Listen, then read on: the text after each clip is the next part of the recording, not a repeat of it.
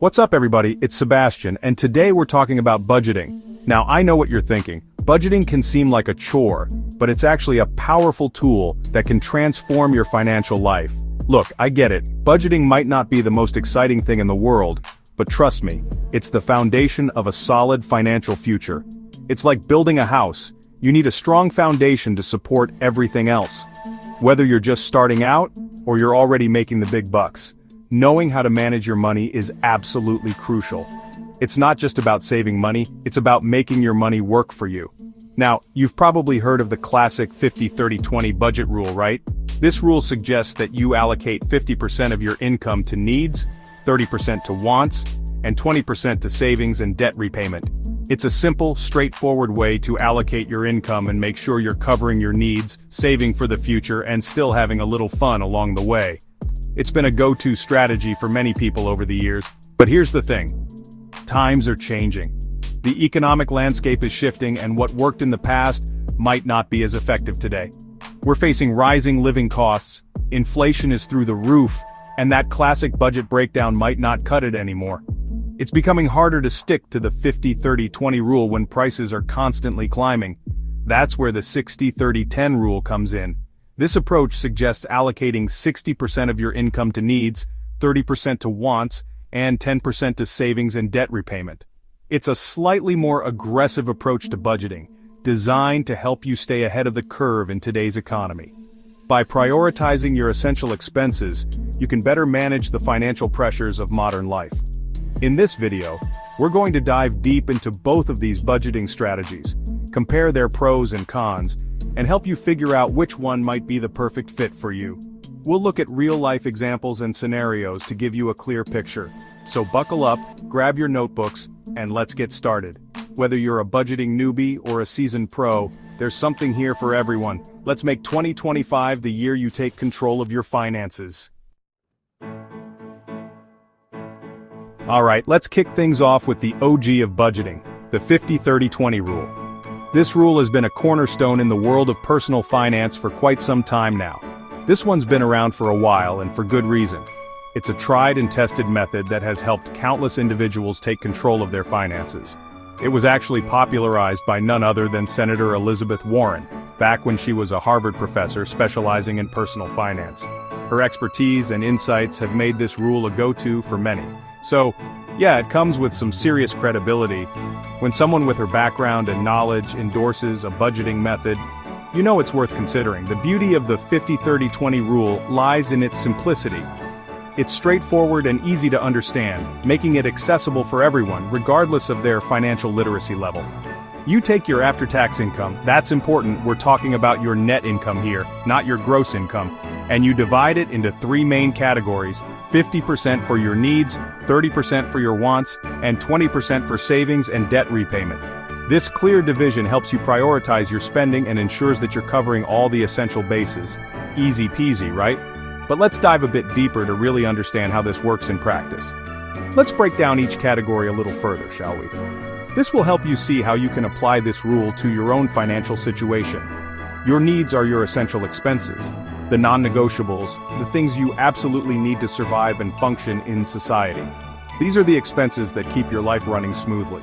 We're talking rent or mortgage payments, groceries, utilities, transportation costs, health insurance, you know the drill.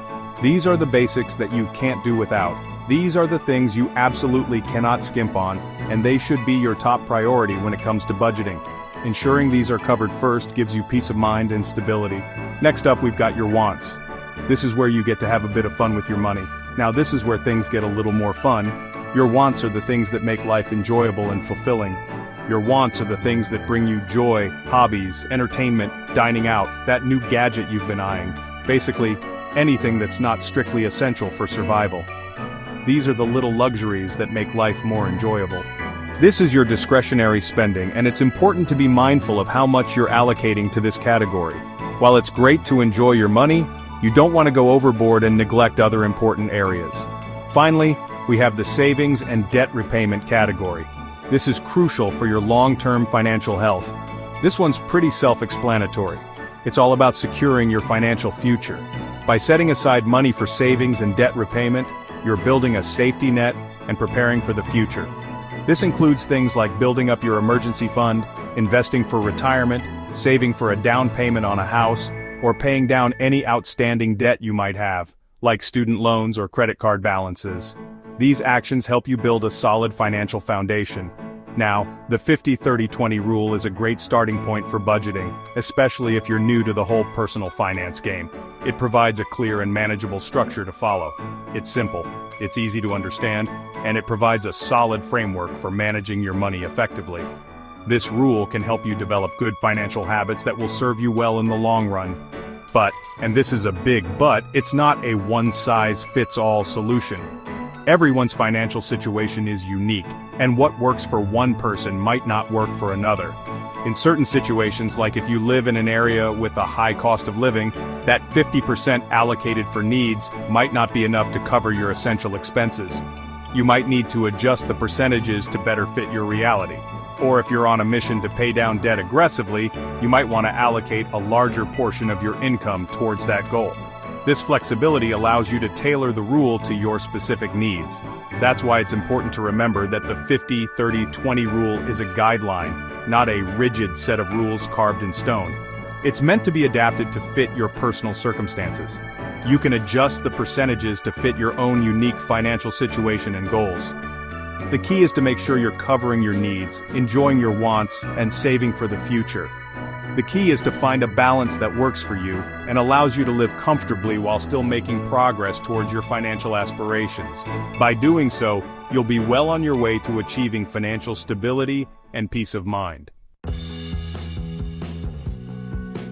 Now, let's talk about the challenger, the up-and-comer in the world of budgeting, the 60-30-10 rule. This one's gaining popularity, and for good reason. It takes the basic principles of the 50-30-20 rule and gives it a little tweak to better reflect the realities of today's economy.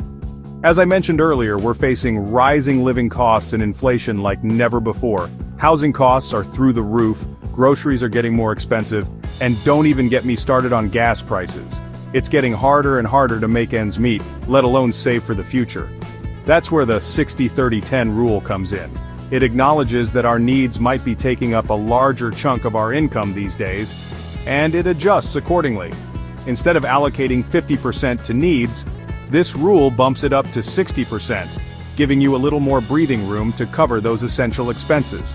Now, you might be thinking, wait a minute, if we're increasing the needs category, doesn't that mean we have to sacrifice somewhere else? And you'd be absolutely right. In the 60-30-10 rule, we're shaving off that extra 10% from the wants category, bringing it down to 20%. I know, it might seem counterintuitive to cut back on the fun stuff, but hear me out. By slightly reducing our discretionary spending, we're freeing up more money to cover those essential expenses that are becoming increasingly more expensive. Plus, we're still allocating a respectable 20% to savings and debt repayment, ensuring that we're not completely neglecting our long-term financial goals. The 60-30-10 rule is all about finding that sweet spot between living comfortably in the present and planning for a secure future. It's about acknowledging the economic realities we're facing and adjusting our budgeting strategies accordingly. Now, just like the 50-30-20 rule, the 60-30-10 rule is a guideline, not a hard and fast rule. You can tweak the percentages to fit your own unique financial situation and goals. If you're really serious about paying down debt, for example, you could even consider bumping up the savings and debt repayment category to 30% and reducing the wants category to 10%. The key takeaway here is that there's no right or wrong answer when it comes to budgeting. The best approach is the one that works best for you, your lifestyle, and your financial aspirations. Remember, budgeting is a dynamic process. It's not set in stone and can be adjusted as your financial situation changes. The 60-30-10 rule is just another tool in your financial toolkit, designed to help you navigate the complexities of modern living. So, take a moment to assess your own financial landscape and see if this rule might be the right fit for you. After all, the ultimate goal is to create a budget that not only helps you survive but thrive in today's economic climate. So, give the 60-30-10 rule a try and see how it can transform your financial life for the better.